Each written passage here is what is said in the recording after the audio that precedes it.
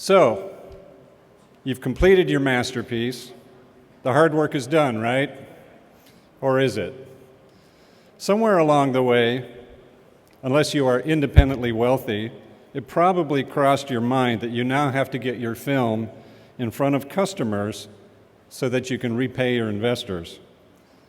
And even if you are independently wealthy and don't need the money, you probably want people to see your film anyway. So how are you going to do that? How are you going to reach out to the couple hundred giant screen theaters all across the globe and the audiences that they represent? What's your marketing plan? What's your distribution plan? What are the expectations of the exhibitors and the audiences? What are yours? Do they match? How are you going to put them together?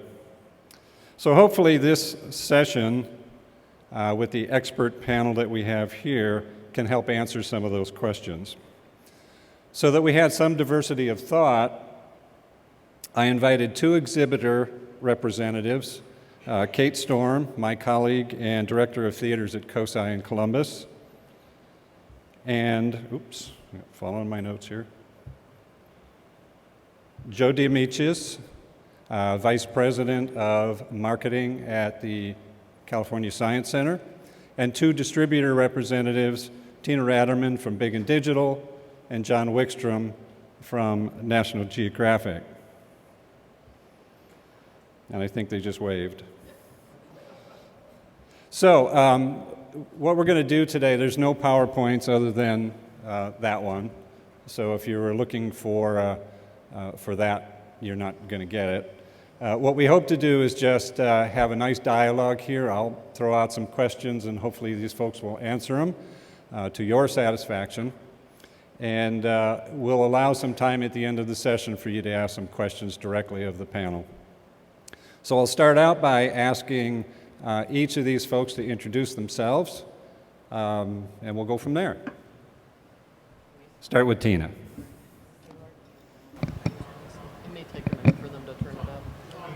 It's on? Oh, hi. Hi, I'm Tina with Big and Digital.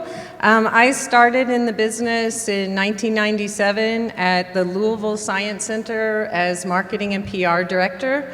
And I went to Giant Screen Films in 2003 as distribution and marketing director for GSF.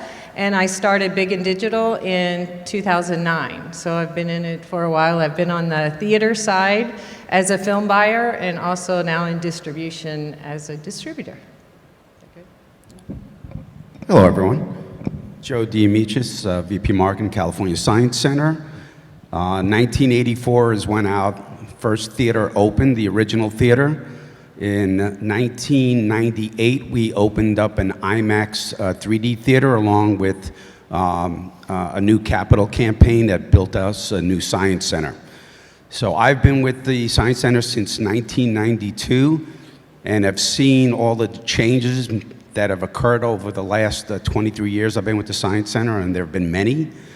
From attendance of 270,000, our low point, to attendance of 692,000. I've seen the range and I've seen what's caused those changes over the years, and I think we're going to have some conversation around that from an exhibitor's perspective. And I'm John Wickstrom with National Geographic. I started a quarter of a century ago as the director of film operations at the Museum of Science and Industry, where we have the OmniMax Theater, and we produced 4 IMAX films over that time frame, and then I've worked with N-Wave Pictures, and for the last 5 years with National Geographic. I'm Kate Storm. I'm the director of theaters at COSI. I started out in this field as a high school volunteer, volunteering in the planetarium, doing shows. And eventually moved on to doing project management, developing exhibitions, all kinds of things like that, and have been with COSI this time. I've left and come back since 1999, and a couple years ago we had a chance to reopen our planetarium, turn it into a 60-foot digital dome, so we did that. And I also oversee the National Geographic Giant Screen Theater at COSI. Great, thank you, panel. So the first few questions will be for the distributors, and then we'll jump into some questions for the exhibitors. So we're going to start with Tina, who, if you don't know Tina, I think arguably she is the unofficial ambassador of enthusiasm for the Giant Screen Cinema Association. So Tina, we're going to let you kick it off. As a relatively small independent distributor, can you tell the filmmakers the kinds of challenges they might be facing and the services that a company like yours might provide them to make their lives a little simpler and easier? Sure, Andy. And we wanted the musics to stay on. Joe and I like to dance, so we were like, can you leave the music on for our session? But no, sorry. Anyway, really, when you asked this question in advance, I put some thoughts together, and I feel like the goal that I think is primary for my job as a distributor is to secure the leases, for the films so that the royalties are returned to the producer. And that really starts with positioning the film correctly for the film buying audience and the museum audience. And also, the distributor will help you develop the marketing materials and the education tools for the theaters to use in their local markets. Part of our job also is to keep the film buyers informed of what content is available to them and what assets to market the film and to make it successful in their local market are available to them. So that's really what we try to do, is try to bring them the film, but also all of the tools to market it so that it does well for everyone. By doing this, we really try to build relationships, and I think this is a very small industry, as you all are learning who are new here, but it's very close and nice, tight-knit community. So building relationships, learning what the film buyers' schedules are, knowing when they have openings in their schedules and what's coming up next and what they're showing now and what they're planning to show in the future, so that when the time comes that they're ready for a new film, they're thinking of our film and they know we have the film that's going to fit the right slot. So that's really what our job is. And then once they do book our film, we have to make sure that we deliver the DCPs or the film prints and the marketing tools and all of the assets that they need, again, to have that opening and do promotion before they open it so they can be successful. And then we also collect box office and do reporting. So we ask all of the theaters on a monthly basis to send their reports to us, and then we do all of the back office accounting and fulfillment of royalties to the producers. And I think that's good. One of the differences that I wrote, I don't remember if that's in the question still, but one of the differences in our company in Big and Digital versus some larger distributors is we do report monthly to our producers and pay producers monthly. And we also, because we are my company is a small boutique distributor, we do require that the marketing budget from be provided by the production company or secured in advance of the film launch, so that we have a marketing budget that we can spend to make the film successful in the market. And we work cooperatively with the producer on that, so that we share in what we're going to spend the funds on for the marketing and the promotion of the film. Thanks, Tina. John, representing a somewhat larger organization, do you have anything to add to the conversation about differences between what a larger organization might be able to provide as a distributor versus a small? Sure. I mean, as National Geographic is a quite large organization, has 2,000 employees, and many of those employees work. We have about 2 people that work in distribution sales, and we have a few support people, but we also have an entire education division that creates our materials for us, as well as we also have a production facility, so we offer editorial support, and we probably get involved in the films a little bit earlier on and try to help guide the editorial, as well as just to offer production assistance along the way. And then we create educational experiences. We marshal relationships with sponsors, and in some cases assist in getting sponsors for films. It really depends on when we come in on the production and where the production is at that time. But having a quite large organization with tentacles in television and in social media and in a print magazine, we also have the ability to offer, I guess, a little bit of ease of access to media that we can use for launching our own films, and as well as creating marketing and advertising materials in-house and TV spots as we need those. In this industry, basically every distributor provides the same package of materials as a starting point, and then what we do is we add on additional items as needed. For instance, for Asteroids Mission Extreme, we're going to have a floor-sized walk-through solar system maps that people can put on the floor of the museum. And it's those kinds of things that, as a large organization that has an educational mission and nonprofit funding to do that, we can create those. It's a luxury that we have that probably no one else can do, but we try to do those for things and use our PR agencies and our connections in media to leverage the launches of the films.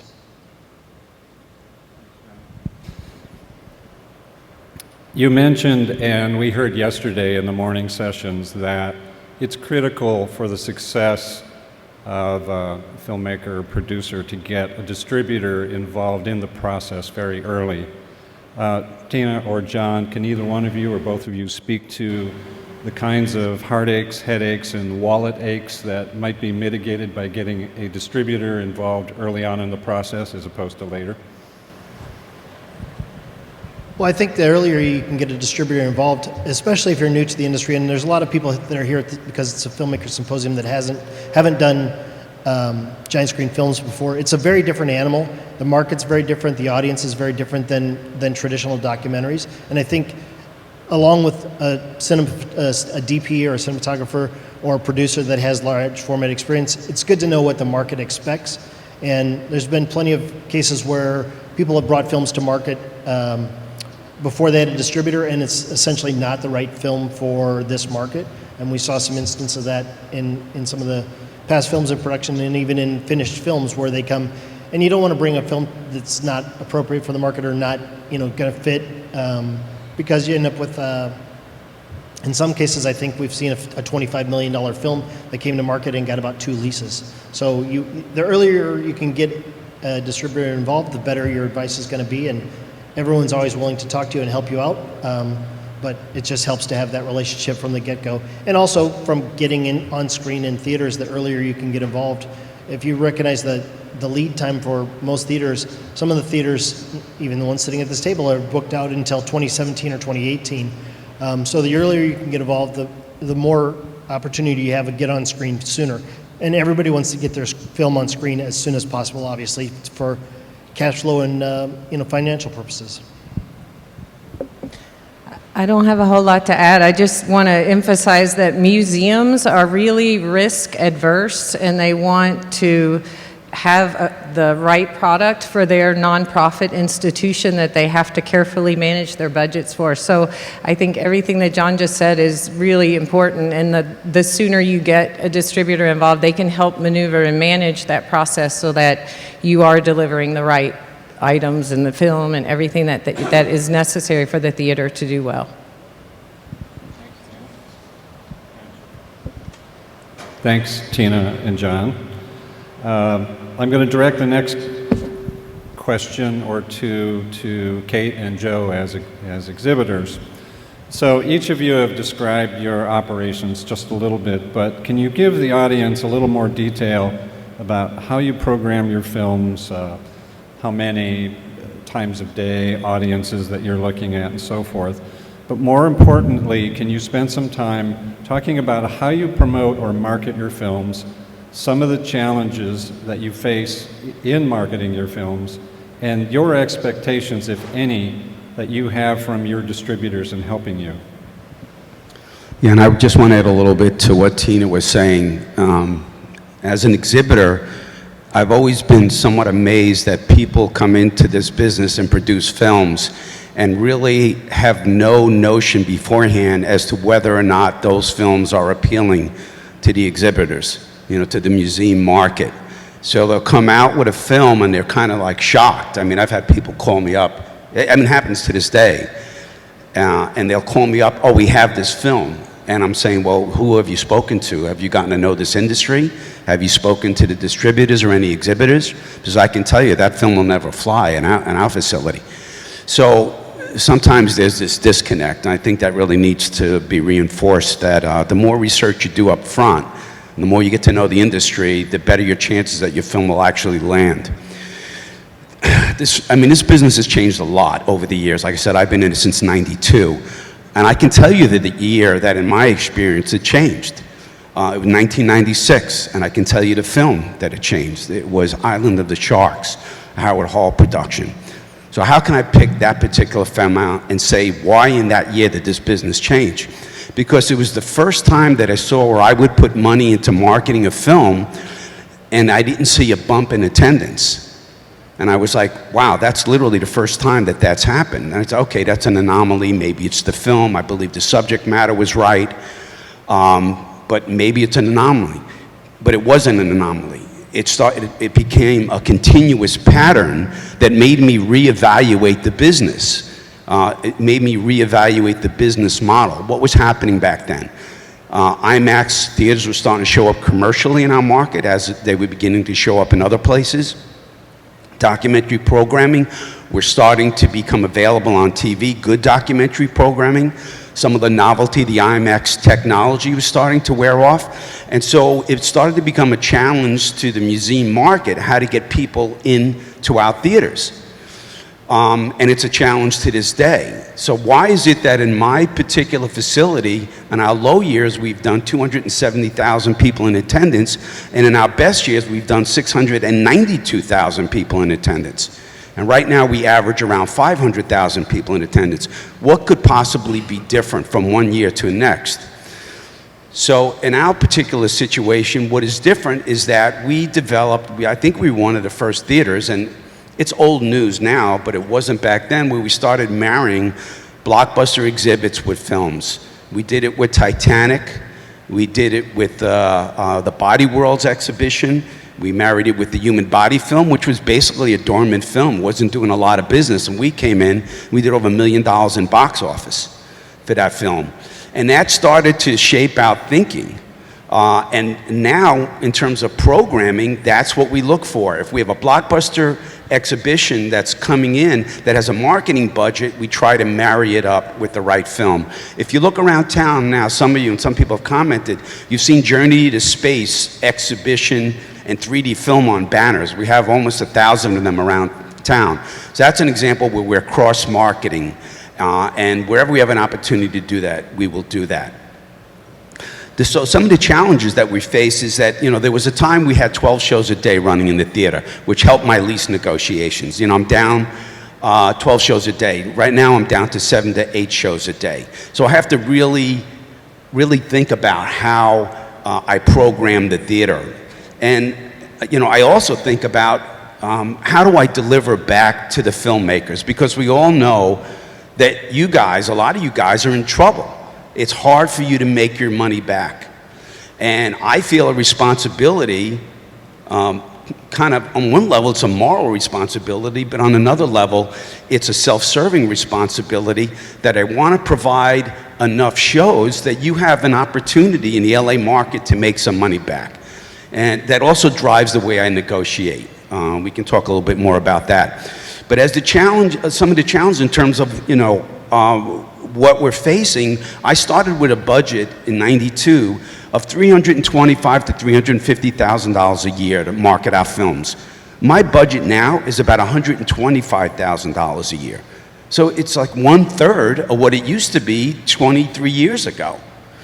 So I have to be a lot more inventive in terms of how I market films. And again, that speaks to why I latch on to an exhibit, because that has a marketing budget and allows me to also market the film.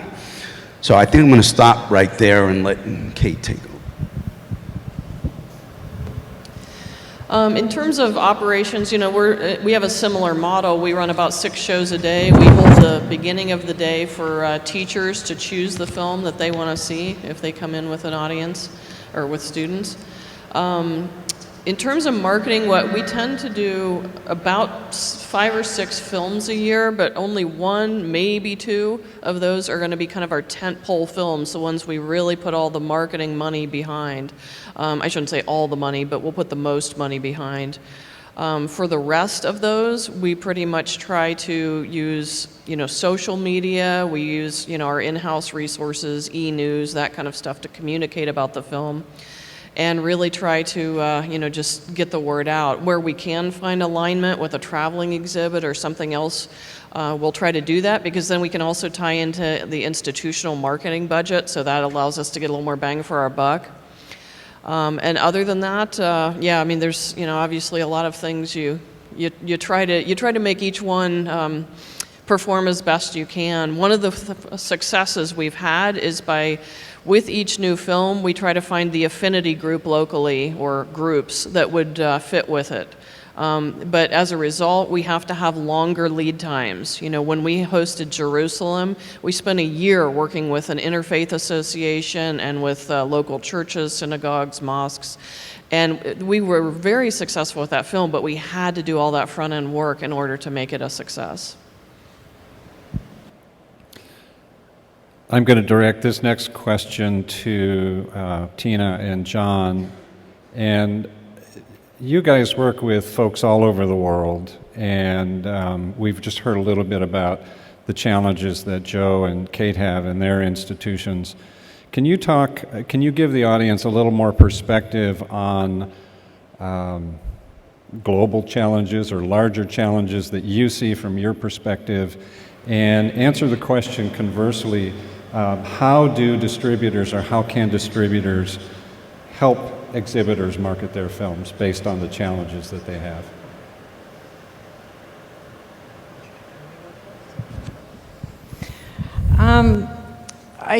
I think some of the challenges as the distribution side are this is pretty much universal, the show commitments have gone down. We used to get 600 to 1,000 shows per film in a theater over 6 months, and it's coming down, and that's due, I think everybody knows, with digital screens. There's a lot more content. Theaters want to program more content more movies in their content, so in their theaters, so it's a lot more competition for the same screen time. So the royalties are going down because the show schedule is going down. Fewer shows means fewer royalties, and that's probably the biggest one. We also, as Joe said, marketing budgets are going down pretty much in all museums. Most museums, the budgets have gone down. So it's really hard to get a good, strong buzz and awareness for films when they launch. One thing, Hollywood does not cover our films very often. Maybe IMAX and Disney with A Beautiful Planet will get some, but most of the time, giant screen content is not covered by Hollywood press until Joe opens it in Los Angeles. So then the Hollywood Reporter and those will cover it, which is great. So you got to get Joe on board soon and early in the process. But those, I think, show commitments with digital and the change with more content, more things to show is definitely a challenge. And we're also, a sadness that I have is we're losing a lot of projectionists all over the place because of film to digital. We're losing great colleagues that have been in the industry. So that's just a side note that is something it's affected it, staffing and people in the industry. That's.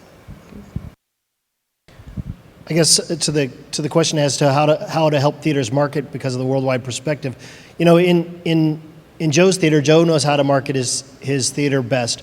And that's really what the case, as we think that theaters know their own market best, but what we can do is kind of bring best practices. If we see something happening in one theater and it seems to be working and we can help translate that to another theater, that it helps the overall film. And I guess it's just that breadth of knowledge of dealing with the 180 theaters around the world where we're able to share the experiences, because in this industry we have two meetings a year or a meeting a year at the GSCA, and we kind of come here and talk about it. But for the rest of the time, we both have libraries of 20 plus films, and we share that knowledge on an individual film, and we can recall a story of someone that opened it with the similar circumstances, and we can share that, what works and what didn't work in that market. It's just, utilizing the people that are in this industry, and we're able to work as conduits between the filmmakers and the theaters and the talent in the theaters, as well as theater to theater. And it's also just a matter of developing materials. The foreign language markets have a different problem, and you heard it this morning. You make your 12.0 mixes and your 5.1 mixes and 7.1 mixes and your 6-channel mixes, and there's most of the films that we version end up in 20 different language versions. So we work with the local theaters to develop those languages and then check them back and create the versions with them, because a lot of people have the experience of running the theaters and they can find local talent to voice them, but they don't necessarily have the ability to make an IMAX mix nor the IMAX proprietary DCPs and DVD soundtracks. So we manage that process for the theaters, and it's kind of a two-way street. Thanks, John and Tina. We've heard several times over the last couple days how giant screen is a very collaborative industry, and we're always willing to help folks who are trying to learn the business. And someone mentioned a little bit earlier that you don't want to spend $25 million for a film and have only 2 leases. So there's a lot of knowledge and value in the distributors and the exhibitors. And I pose this question to anybody at the table here. What value do distributors and exhibitors have that you can share with filmmakers and producers so that they don't deliver a film that's dead on arrival and because there's no interest, or perhaps the market's already been saturated? Well, I guess the experience we have is that, a guy like Joe, who's been here since running films for 20 years, has run 40 or 60 films and knows what works in his market and what doesn't work in his market. And that's the best perspective, is to talk to a number of theaters, because if you find out that a particular topic is of interest to you, and you go out and talk to the theaters and they say, we ran a film like that in whatever year, we tried something like that, it didn't work. As Tina said, theaters are very risk averse, because if you look at it from Joe's perspective, he's got a theater, or Kate's perspective, you have a theater that 50% of your programming is in that one film for the year. If that film doesn't work, all of a sudden 50% of your budget for the year is gone. Your revenue is gone, whether your expense goes away or not. So that's where theaters can be of use. And in terms of distributors, obviously, we have between us 35, 40 years of experience that we've worked with a lot of different types of films, and we've seen a lot of projects come and go in terms of pre-production things that have been proposed that don't necessarily fit the market. In fact, I was pitched a film, and if anybody's in here that is selling that film, a rockumentary on Indian rock music, and I said, well, that's, it's a cool idea, but I'm not sure that that's right for the museum market. And we saw Virus Wars, which was an interesting pitch reel, and that was the first thing that you heard from all the exhibitors is, where is that film going to run? And that's the kind of experience that you need.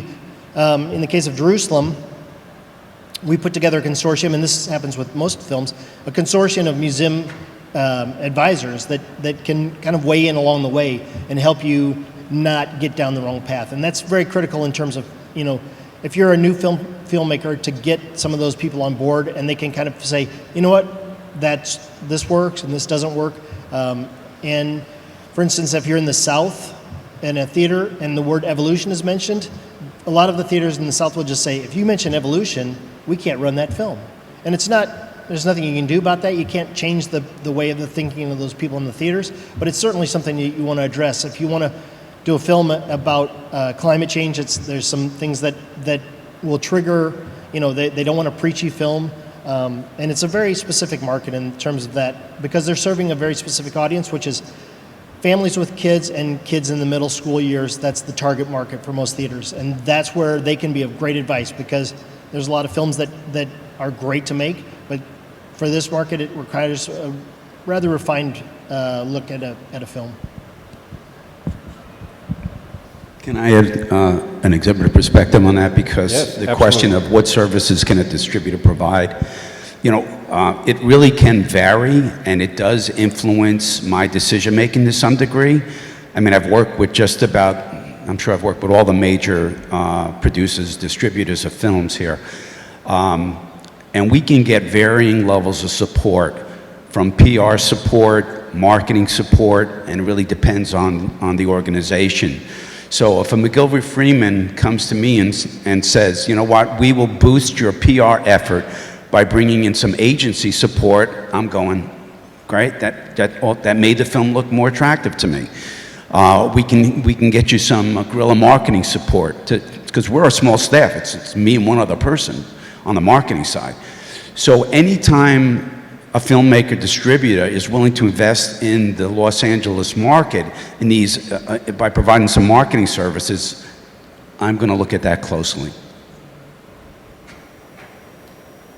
Kate, Tina, do you have anything to add? Or? No, I completely agree with what Joe's saying. That does help a great deal. One of the ideas we had that we could do in the future is be more collaborative, so that not only are we expecting the distributor to, have some impact on providing maybe earned media, but also, could we share that among museums so that we could get more media hits, and really, increase our impact.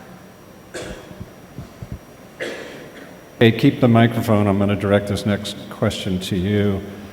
Joe mentioned earlier some of the criteria he uses in selecting films.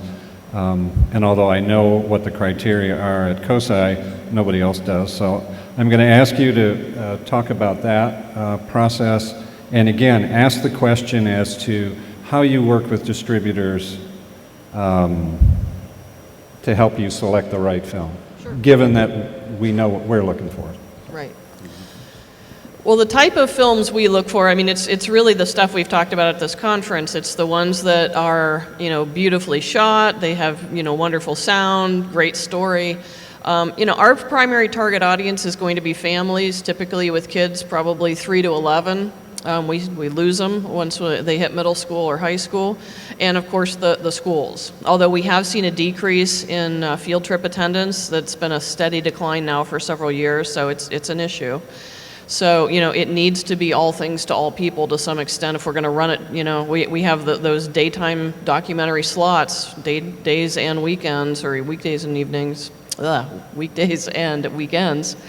And so, it's definitely really important for us to have a product that is going to be good and fit the needs of all those audiences, so anybody coming in is going to be interested. We have an awful lot of members, and a fair number of members have younger kids. So, it's nice. We don't necessarily really target them with stuff, but if you do have something with, fuzzy animals or something that's kind of appealing to them, that's great. That helps get them in the door. But, our process for selecting films, it definitely goes to the quality of the film and whether it's going to fit with that target audience.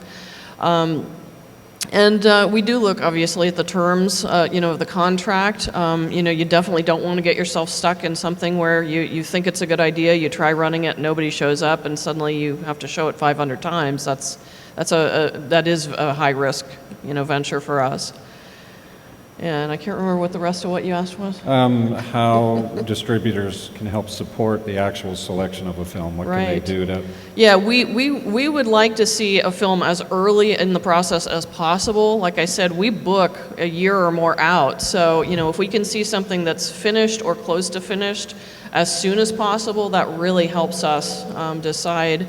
And, it's been great to work with the distributors who can give you some sort of preview materials, that you can show in your theater to, a select. We have a kind of committee that meets and looks through new products to help choose what our next films are going to be. So if we can show that in the environment it will be shown in to the public, that really helps us. Thanks, Kate. I'm going to direct a similar question to Tina and John, which may be of interest to producers and filmmakers. What do you guys actually do to sell their films to people like Joe and Kate? I'll start. We come here. We come to GSCA twice a year. We go to conferences like the Euromax conference, so primarily giant screen content. It's the 2 conferences a year, but we send screeners, as Kate was saying. We send DCPs if it's a digital theater, and sometimes prints if it's necessary for 1570 for a theater to test the film in their theater with either their staff or their staff and their audience. But I actually really like, if I'm going to take the time to send a DCP to a museum for a test, I would like for them to test it with an audience. Because sometimes the staff and the film buyers who come here have been in the business a long time, and it's good to get the audience's reaction to the film, because some people are a little blind to what the audience thinks, and the buyers may think they know what's best for the museum or the product that they should purchase for the museum release. But I like to get their perspective as well as have them get the perspective of the audience, and I think that's important. And COSI does a great job. They actually have a research firm on property, so they do great testing. But you get feedback, and that also helps the distributor later, because we get that feedback from that survey. So we also are learning what is the audience saying about our film, and we can adjust marketing messages or use that information for future marketing and sales to film buyers as well. So mostly we do our work by email and phone and relationships when we can see people, or go visit theaters when it's possible also. So I think that, you want to add? I'm reminded of a line from Ferris Bueller's Day Off. He'll keep calling and calling and calling. That's how we sell the films. It's all relationships. We know everybody in the industry. It's a very small industry, and we create sell sheets and materials to get them out to the theater so they know what's coming and what materials are along with that film, and marketing ideas, and we just keep calling and calling and calling until they say yes, or say don't ever call here again.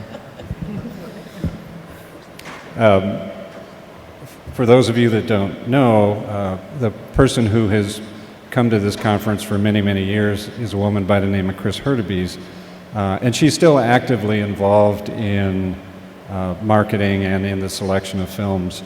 But Kate has just recently taken over that responsibility, so I'm pretty sure she can attest to the fact that most of the distributors keep calling and calling and calling. So thanks, John.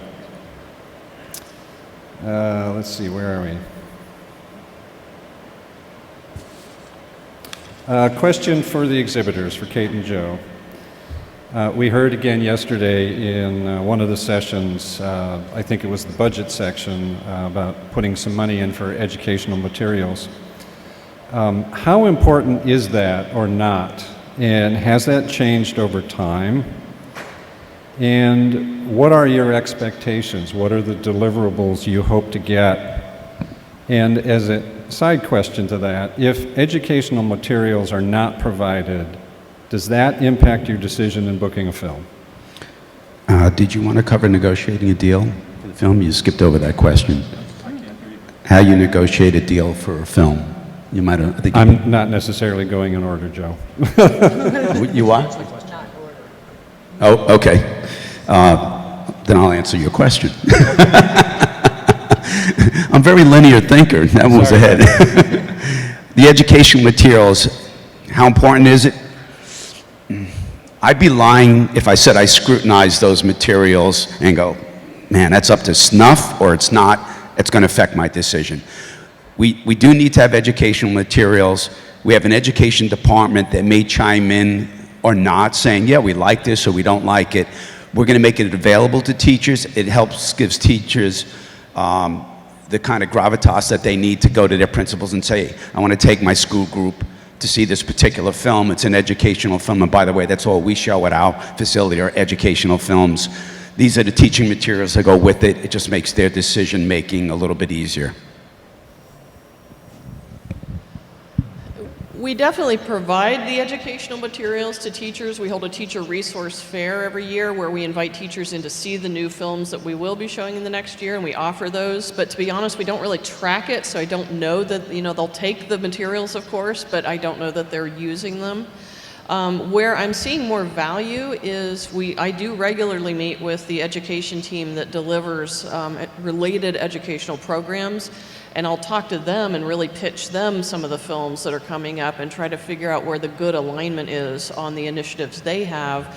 We do something called 21st Century Labs, where it combines some sort of watched experience like a film or a planetarium show, along with more of an experimentation, hands-on demo, and then talking to a subject matter expert.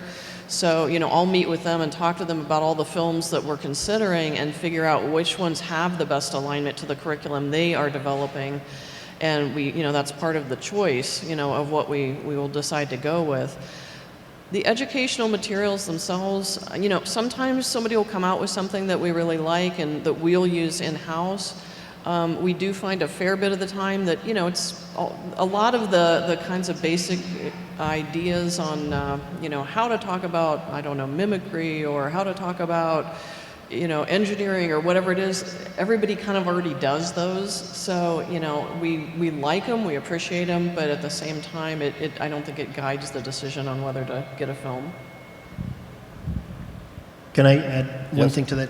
From the producer standpoint, another aspect of educational materials, first of all, there's been a change in educational materials. 25 years ago, 20 years ago, you would get a printed 60-page teacher's guide, and you'd send out cases of these people, and the guides would actually cost you about $4 to mail to a teacher. And a lot of people would mail them out in advance, or when budgets got cut, then they would hand them out to the theaters. But most people want to have materials that are downloadable now, so they can just share a link on their website and say, oh, you booked the film, here goes out in the confirmation email to download the materials. But where educational materials are also important is in some of your sponsors for your films. Sponsors want to see the experience extended beyond the theater. So instead of just on the screen, they want to be able to walk out there, and they want to be in those classrooms. And whether that's through an educational poster or through an educational guide that they can download, or in fact, we've taken film screenings to the National Association of Social Studies Teachers, and we've shown them to 3,000 people at 3,000 teachers, who then go, oh my God, can't wait till this gets to our local city. And that's where it's important to sponsors, and sponsors are more willing to write a check if they know that the outreach extends beyond just the numbers you're going to see on the screen.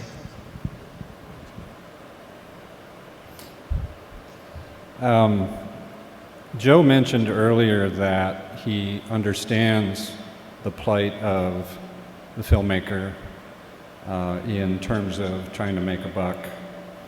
But I would like to ask anyone on the panel, how do you try to balance the financial needs? This is primarily directed to the distributors, but how do you help, or how are you an intermediary in trying to help both parties, both exhibitors and producers, have a reasonable financial return?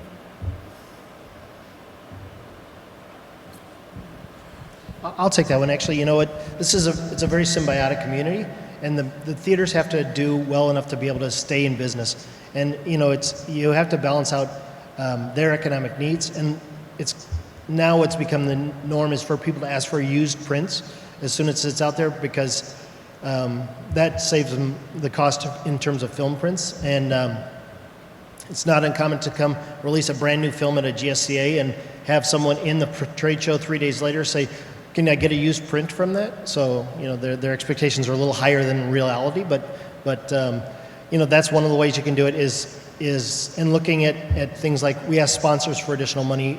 So one of our sponsors is Lockheed Martin, who helps provide educational grants and those types of things. And those are the kinds of things that we can package together to make it a little more palatable to the theater on the theater side. And then your goal is to get the best financial return for the producers. That's your fiduciary responsibility for distributing a film.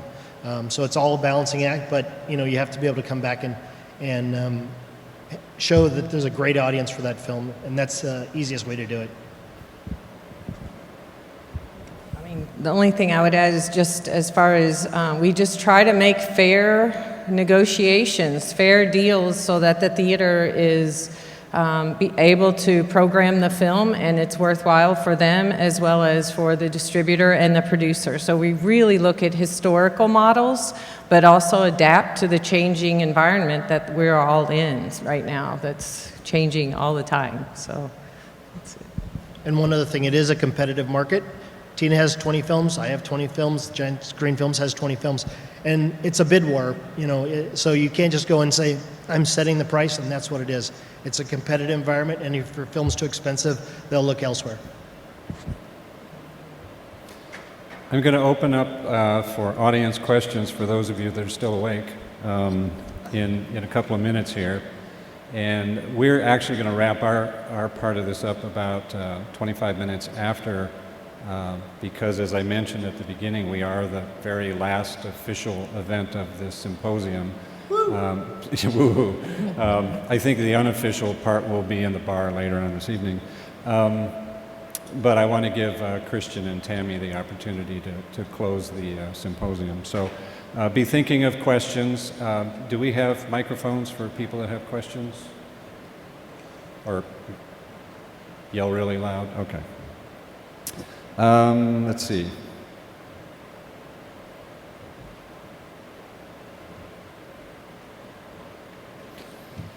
Since part of this is distribution and marketing, again, there's a wealth of knowledge up here at the table.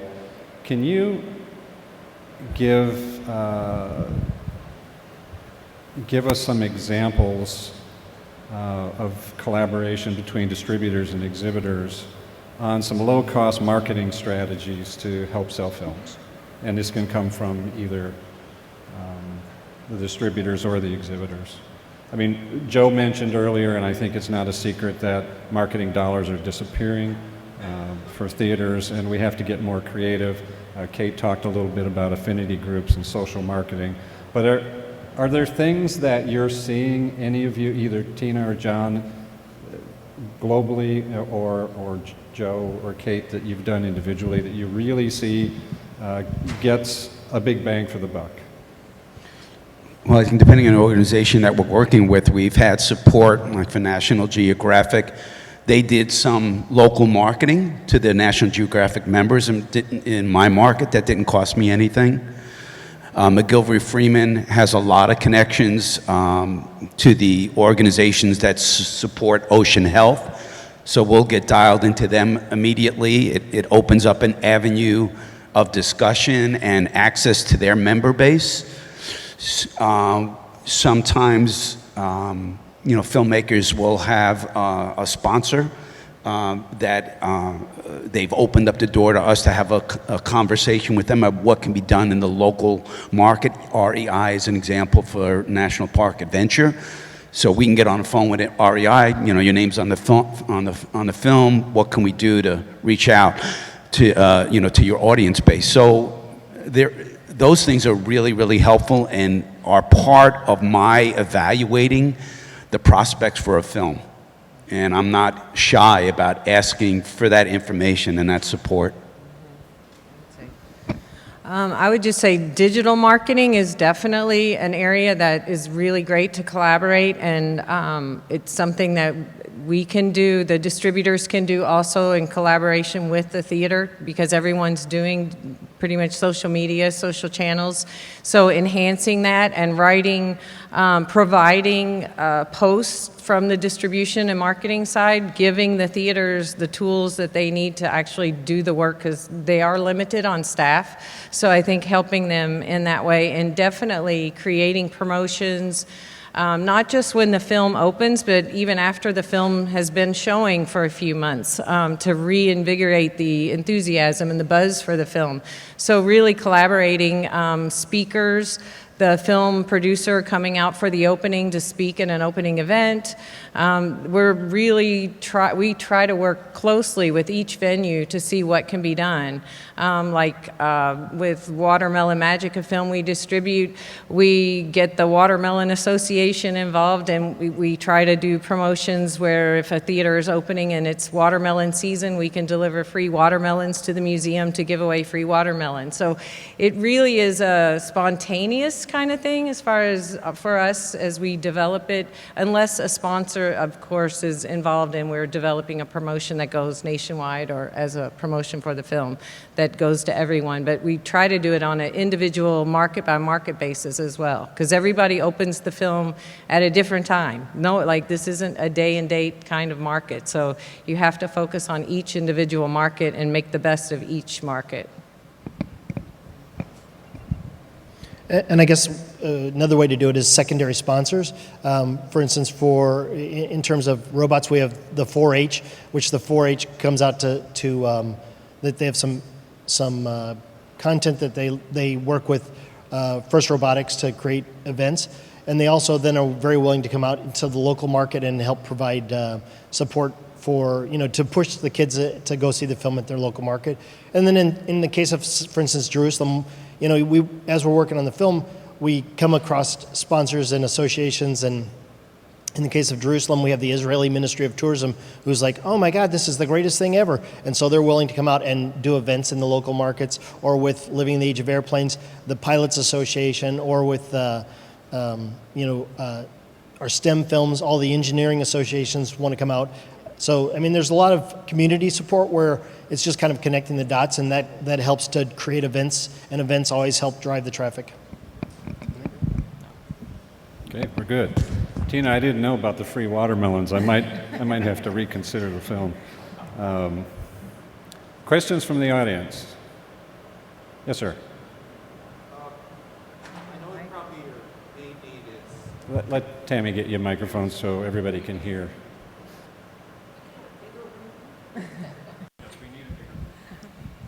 I know your main need is probably just great films and, reasonable lease rates and things, but if you kind of put it on a meta level, you see a lot of technology kind of buffet here. There's wider color gamut, there's higher dynamic range, there's higher frame rates, there's lasers, there's, if you had to say, if I really went to 100,000 feet, what types of things do you want to see from the suppliers, the manufacturers, the inventors? Where do you see, what do you want in the future kind of for this industry? 17-bit color, 242 frames a second, and 2021 color space. No, actually, we want from as a distributor, it was a lot easier with film because we had one film print and we had one sound. At one point, it was just analog sound. It was great. As all the various permutations of digital come in, when you listen to those the 12 different soundtracks and add that to the 27 different versions, we end up with a tremendous amount of shelf space dedicated to one-offs. In terms of what we want from it, I think that's more of a filmmaker's question. As a distributor, we want some uniformity. That's really what we need, is because there's prints are one thing, and all the DCPs and all the one-off file formats make it incredibly challenging as a distributor. Non-proprietary is, something that can be cross-platformed or DCI compliant type of files and formats. It helps because there are so many formats. I think I heard it at Full Dome. There's 40-something different systems in the Full Dome market, and it's getting hard. So I think, just keep developing and talking as this keeps changing the industry. Daniel. Wow, my question was about sort of partially to do with deliverables, but also it's a question for distributors to consider. We're still delivering on film, especially to dome theaters, and dome theaters have been very explicit that they prefer original negative, contact printed material from original negative. represents a significant cost. Who's bearing that cost? Is it distributors? Is it producers? I can tell you what I think the answer is, but I don't want to give it away. And, to what degree it'll change, obviously, when everyone goes laser, but that's going to take some time. So we're in this awkward hybrid phase, which is particularly expensive now. So I guess the question is really for the distributors on the panel to talk about that aspect of trying to keep up with an ever-growing list of deliverables, where perhaps the most important deliverable is a good-looking film element for a film-based, a market that's still predominantly film-based, and where the domes represent at least 40% of the revenues, based on the statistics coming out of, butterflies. In the case of Jerusalem, it's actually 43% of the total box office, made up by domes. So my question is, where is the weight of pleasing the film-based market in terms of either printing off original negative or creating a specific dome version? I think we want to create a specific dome version of the film so that there is a 1570 dome version that is edited correctly so that it works on the dome. I know we did that with Dragons. It's like 3 minutes shorter than the flat screen version because some of the actors' heads were off the screen. So it had to be edited and fixed, and that can be done.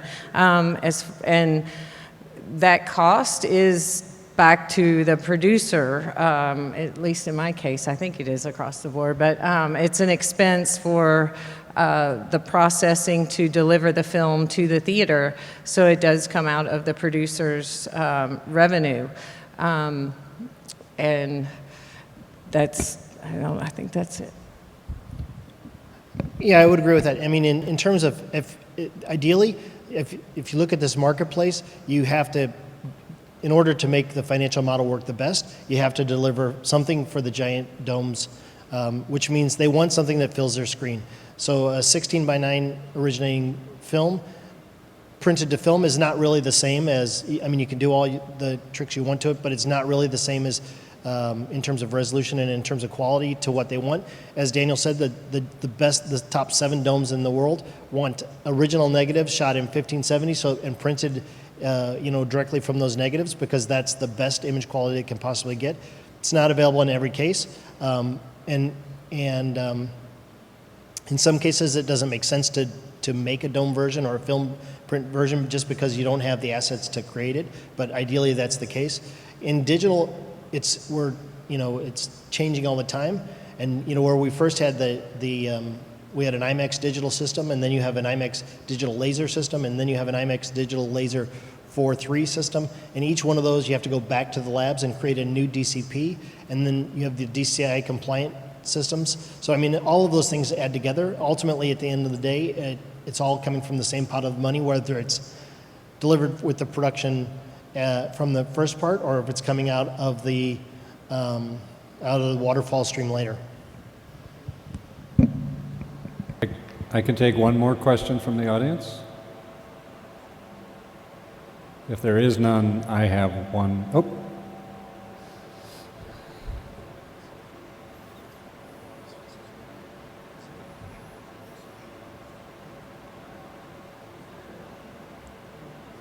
Hello? I'm sorry. Is there any desire from the distributors and the theaters to have filmmakers produce content that's more directed towards an older crowd for night or weekends, like a Edward Bertinsky film or a Cartel Land, or something that's pushing harder at a subject that's not really directed towards middle school kids? Yes. Yeah, definitely. One of the key audiences we're trying to expand into is adults, and we do look at alternative content, Hollywood repertory movies, things like that, just to draw them in the evening or during special events. So yeah, there's we're very excited about the fact that there's some new content being developed for that older audience. Who's controlling this? I don't Okay. think you can expect, though, that type of a film. If it's not going to reach the traditional audience, the mom and the kids, you can't expect the same return on your investment as you could if it was a film targeted toward the traditional audience. So if the budget can stay lower for production, that you can recoup that, then that's great, because I think new content is great, but the return on investment is harder to recoup because of that. That was the, 25, oh, I'm sorry.